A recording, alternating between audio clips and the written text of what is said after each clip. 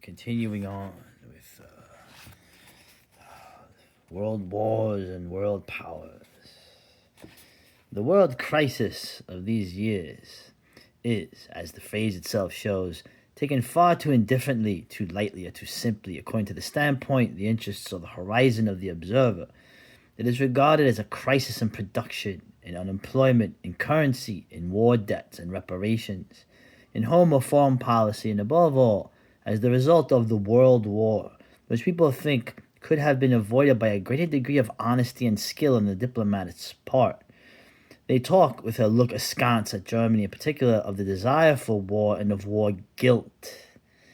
Naturally, Izvolsky, Poincare, and Gray, could they have foreseen the condition of their countries today, would have given up their intention of bringing about the political result they desired, the complete encirclement of Germany, but the war of which the strategical introduction was the operations in Tripoli in 1911 and the Balkans in 1912. But even so, it is doubtful whether that mighty discharge could have been postponed by even as much as 1 decade. Given the strained situation, which was not merely political, though certainly the distribution of forces might have been different and less grotesque, facts are ever stronger than men, and the sphere of possibility is, even for a great statesman, much narrower than the layman imagines, and historically, italics, like Lovecraft, italics. Well, what could have been changed? What would have been changed? The form, the tempo of the catastrophe, not the catastrophe itself. It was the inevitable close of a century of Western development, which had been working up towards it since Napoleon. We have entered upon the age of world wars. Oh boy. It began in the 19th century and will outlast the present and probably the next. It signifies the transition from the 18th century world of states to the Imperium Mundi. It corresponds to the two terrible centuries between Cannae and Actium, which led from the form of the Hellenistic world of states, of which Rome and Carthage were two, to the Imperium Romanum. Just as the latter embraced the field of the classical civilization and its radiations, that is, the Mediterranean world, so will the former be the destiny of our globe for an indefinite period of time. Imperialism is an idea, whether its supporters and executors are aware of the fact or not. In our own case, it may perhaps never be fully realized. It may be crossed by other ideas which come to life outside the boundaries of the world of the white nations, but it underlies, as the tendency of a great historical form, everything that is now going on. We live today between ages. The Western world of the states was in the 18th century a structure of a strict style, a style which governed also the contemporary creations of music and mathematics. These states and this style expressed distinction of form, not only in what they were, but in what they did and thought. Everywhere there ruled an ancient and powerful tradition.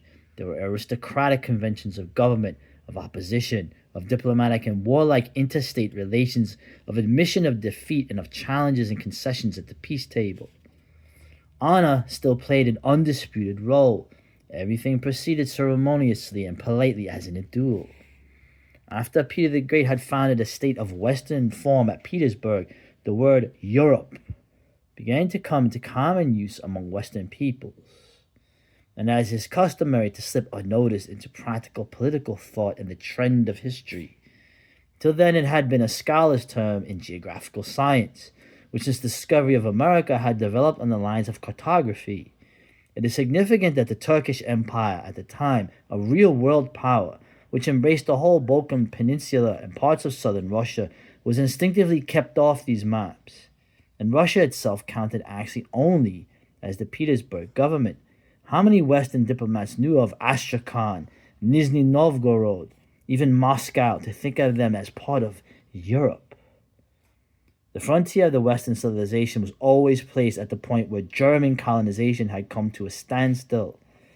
Of this Europe, Germany formed the center, not as a state, but as the battlefield of actual states. Thank you for explaining that to the people. They don't understand that Germany, with the Germanic kingdoms, were the battlefields of all these other powers. Anyway, here were made mostly with German blood, right? The decisions as to whom India, South Africa, and North America should belong to.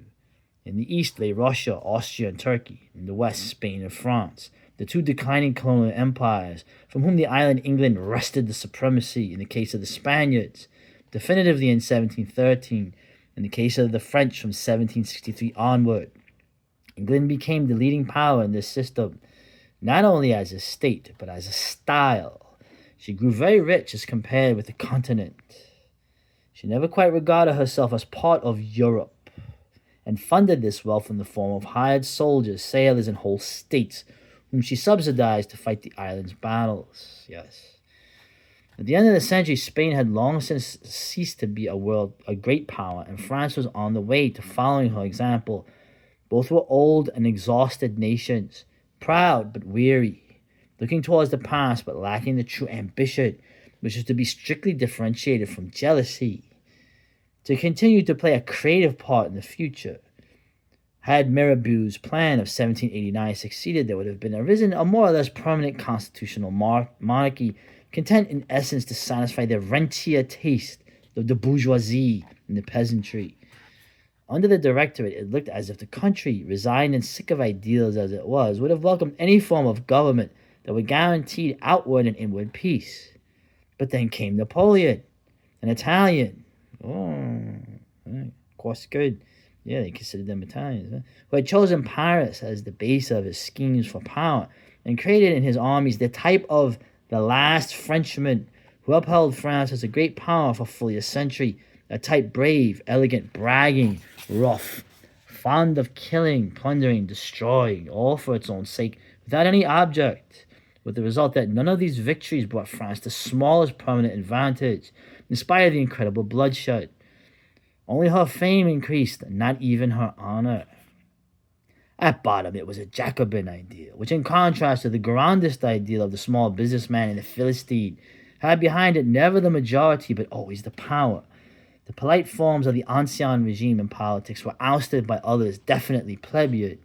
The nation was an incoherent mass, war the conscription of masses, battles the waste of human life, the brutal peace treaties the unmanaged diplomacy of the pettifogging lawyer. Yet England needed all Europe and her own total wealth to destroy this creation of a single man, which still lived on as an idea. At the Congress of Vienna, the 18th century triumphed once more over the modern age, and the term conservative came in. But it was only an apparent victory, and the result of it was constantly in question for the rest of the century. Metternich, whose political visions, say what one will about his personality, penetrated further into the future than any post-Bismarckian statesman, was mercilessly clear on the point. My private belief is that old Europe is at the beginning of its end. I, who am determined to go down with it, shall know how to do my duty. The new Europe, on the other hand, is still in the state of becoming. It's definitely German. Eh? Between end and beginning, there will be chaos. It was only to put off this chaos as long as possible that the system of balance of power amongst the great nations arose, beginning with the Holy Alliance between Austria, Prussia, and Russia. Treaties were concluded, alliances sought, congresses held to prevent any political upset of Europe, which it could not have borne.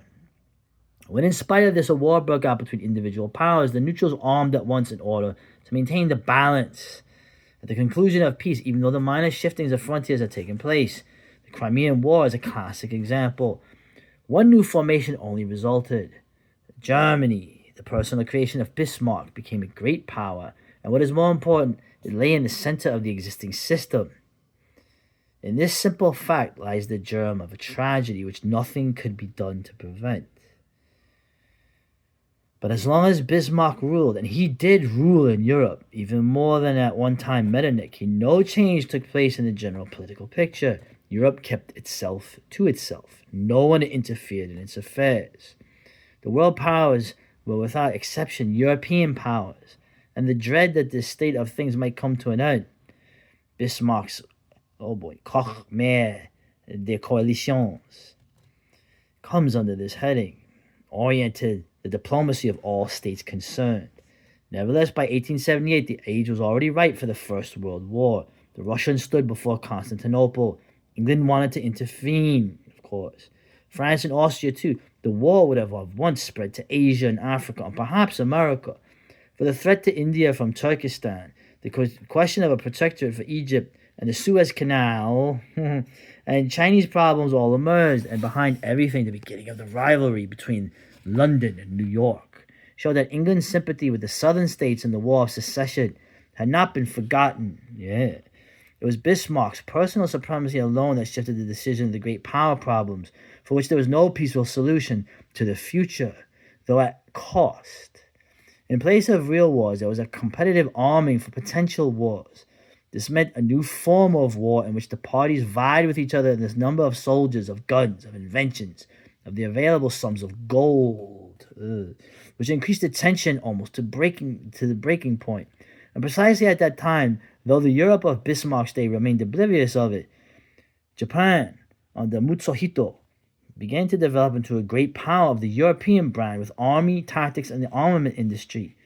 And the United States was drawing to the logical conclusion from the Civil War of 1861 to 1865, in which the settler and planter element succumbed to the coal, industry, bank, and bourse element, and the dollar commenced to play a part in the world. Yes. Imagine if the Confederacy had won.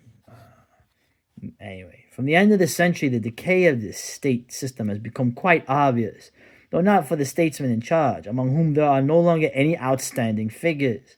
They all wear themselves out in the usual combinations, alliances, and agreements. Trust to luck for eternal peace, for its standing armies present the security during the term of their office, and conceive the future as a prolongation of the present. And over all the cities of Europe and North America, there is a triumphant shouting over the progress of mankind, as demonstrated by the length of railways and leading articles, the height of factory chimneys, and radical election figures, and the thickness of armor plating, and the wads of share certificates and safes.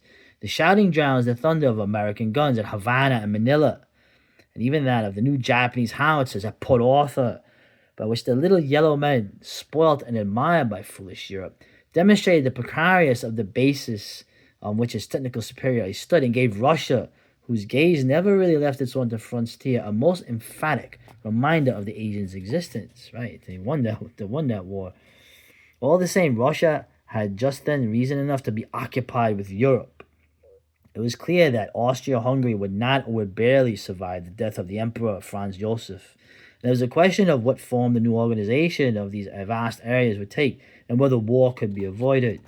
For not only were there various schemes and trends, mutually exclusive, in the interior of the Danubian Empire, but hopeful neighboring countries also had ideas, and beyond them again, there were the expectations of more distant powers, who would welcome a conflict there as enabling them to pursue their own aims elsewhere. Europe's state system as a unity was at the end, and the World War, postponed in 1878, threatened to break out on account of the same problems on the same spot, and in 1912 it happened.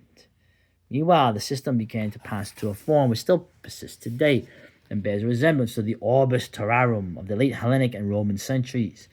In those days, the old Greek city-states, including Rome and Carthage, lay in the center, and all around them, the circle of countries which furnished the armies and the money for their decisions. Macedonia, Syria, and Egypt rose from the heritage of Alexander the Great, Africa and Spain from that of Carthage. Rome had conquered North and South Italy, and Caesar added to these Gaul.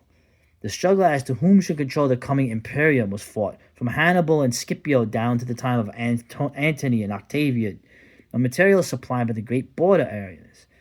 And just so did relations develop in the last decades before 1914. A great power of the European order was a state, which kept some 100,000s of men under arms on European soil and possessed gold and materials enough to be able, in the case of need, to multiply them tenfold in a calculable time. And behind these it had a control of extensive border areas and other continents, with which their naval bases, colonial troops, and population of raw material producers and production absorbers formed the basis for the wealth, and consequently the military striking force of the homeland. This was more or less the actual form of the British Empire, French West Africa, and Russian Asia, whereas in Germany, the narrow outlook of ministers and parties lost for her the opportunity throughout several decades of founding a great colonial empire in Central Africa. which in wartime would have become a power, even though without being linked to the homeland, and would in any case have prevented a complete blockade by sea. Right? The blockade. The hasty endeavor to divide up the available remainder of the world in spheres of influence had as a result the gravest friction between Russia and England in Persia and the Gulf of Chile, between England and France at Fashoda, between England and Germany and Morocco, and between all those powers in China. Everywhere there were the occasion for a great war. There were occasions for a great war, which seemed always on the point of breaking out, with a strange variety in the distribution of warring parties. In the case of Fashoda and the Russo-Japanese War, Russia and France were on one side, England and Japan on the other, until at last it broke in 1914, in a wholly meaningless form. It was a siege of Germany, as the empire, the center by the whole world. Exactly. The last attempt of the old lines to fight out great distance problems on German soil, without rhyme or reason as regards object and sight. The war would have assumed a totally different form, different aims, and a different ending had it been possible to induce Russia to conclude a separate peace with Germany. But this would have inevitably brought her on the side of the Central Powers. Can you imagine? In the form it took, the war was a foredoomed failure. Its great problems are today as far from a solution as ever, and could never have been solved by alliances between such natural enemies as England and Russia, Japan and America, right? This war marks the end of all traditions of the grand diplomacy of which Bismarck was the last representative. Now, not one among the deplorable latter statesmen understood his task and the historical position of his country. More than one has since confessed to being driven at his wits' end and unprotesting into the movement of events. And so the fact that was Europe went to a stupid and undignified death. Who won? Who was beaten? In 1918, we thought we knew. And France at least still clings rigidly to her conviction because she dare not morally surrender the last idea of her political existence as a great power, the revanche. But how about England or Russia? Has Kleist's short story Der Zweikampf been staged here on a world historical stage? Was it Europe that was beaten? oh man. Or the forces of tradition. The truth is a new form of world has arisen as a precondition for future crises, which must one day set in with crushing force. Russia has been reconquered morally by Asia, and it is doubtful if the British Empire any longer has its center of gravity in Europe. The rest of Europe lies now between Asia and America, between Russia and Japan in the east, and between North America and the British dominions in the west, and consists substantially only of Germany, which is taking up her old position as a frontier against Asia. Italy, which is a power as long as Mussolini lives, and may perhaps acquire in the Mediterranean the wider base for a true world power, and France, who once more considers herself Lord of Europe, and to whose political system the League of Nations and the group of southeastern states belong. But these are all probably evanescent phenomena. The transformation of the world's political forms proceeds apace, and no one can imagine what the maps of Asia, Africa, and even America will look like a few decades hence.